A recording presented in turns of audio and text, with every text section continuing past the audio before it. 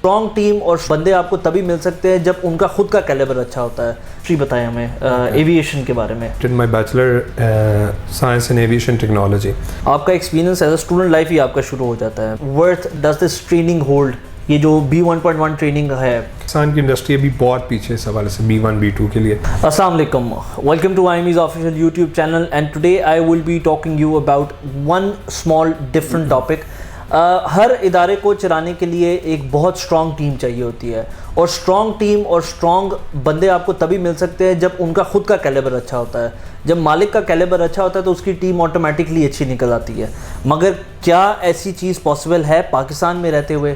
तो आज मेरे साथ जो गेस्ट हैं वो टेक्निकली एक टाइम पे गेस्ट ही थे मेरे लिए, बट किस्मत ने ऐसा यू टर्न मेरे लिए मारा जो कि हुकूमत में अक्सर औकात यू टर्न होता है, बट मेरे केस में अच्छा यू टर्न लग गया कि this guy came to me job placement के लिए और कुछ इंफॉर्मेशन लेने के लिए एंड मुझे टेस्ट करने के लिए कि क्या ये इदारा कहीं उन इदारों में से तो नहीं है जो कि ऑलरेडी गलत इंफॉर्मेशन दे रहे हैं। और वहाँ से बात शुरू हुई और मेरा विज़न इसको समझ आई और इसके बारे में आज हम आपसे बात करेंगे। आई एम श्योर कि जो ऑडियंस एविएशन की है, most of you know his name. If you don't know him then I am glad to introduce you with mister Mubashir. पहले हम इनसे थोड़ा सा इन्फॉर्मेशन लेते हैं इनके बारे में। अस्सलाम वालेकुम, हाउ आर यू मुबशिर? वालेकुम अस्सलाम ज़हीम, अल्हम्दुलिल्लाह ठीक ठाक। अच्छा, पहले ना अपने बारे में थोड़ा सा बताएं, आपकी हिस्ट्री बताएं हमें एविएशन के बारे में।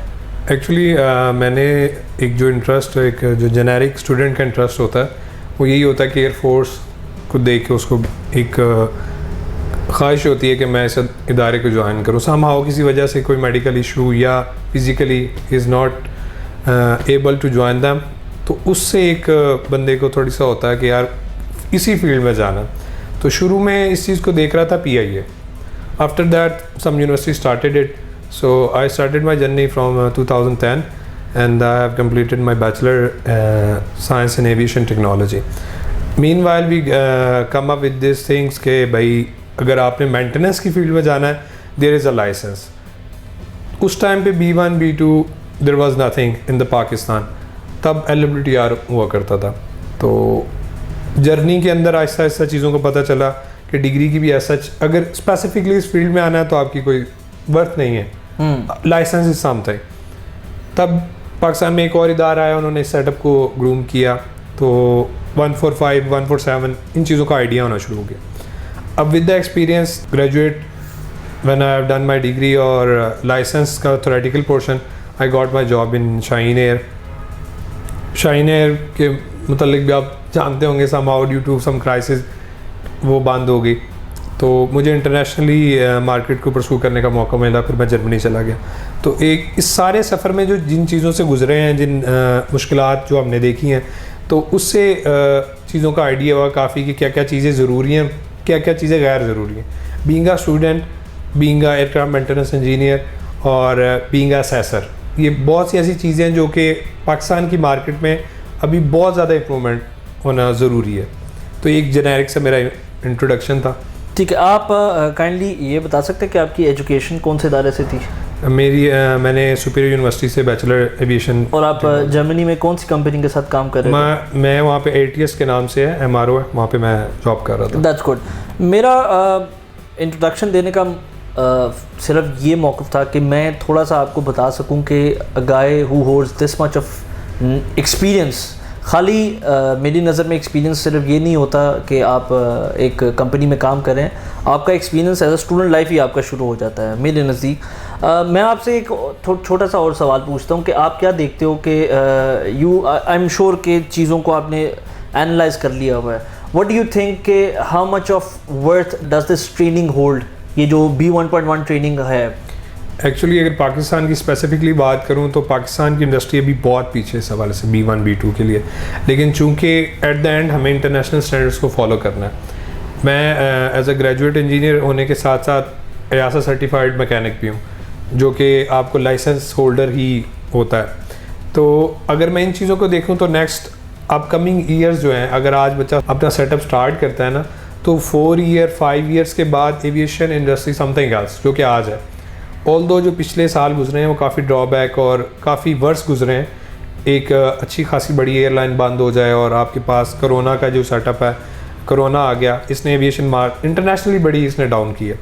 तो नेक्स्ट जो 5 ईयर्स हैं वो मैटर करते हैं, लेकिन जो सबसे इंपॉर्टेंट चीज़ है ना कि प्रॉपर गाइडलाइन के साथ जो बच्चा जिसको पता है कि मैंने करना क्या है वो ज़्यादा मैटर करता है। नॉर्मली जो इंस्टीट्यूट में एक चीज़ बताई जाती है ना कि डिग्री के बाद आप you will be there specifically maintenance की, वो there is no need for any degree such as, तो उसके लिए लाइसेंस ही इंपॉर्टेंट है। और उसका जो रोड मैप है वो एक ही है कि आप एग्ज़ाम दें, एग्ज़ाम के बाद ऑन जॉब ट्रेनिंग और फिर आपकी प्लेसमेंट है। गुड। मैंने जैसा कि आपको बताया था कि एक इदारे को चलाने के लिए एक बहुत स्ट्रॉन्ग टीम की ज़रूरत होती है, and I am glad to announce that mister Mubashir has joined IEME as a marketing head, and he understood the vision that I have, and with that vision मुझे टेस्ट करने आए थे कि क्या ये इदारा वाकई में कोई क्वालिटी वाला है या नहीं है, and at the end of the day मेरे विजन पे इन्होंने लब्बैक कहा, and he is now after me also.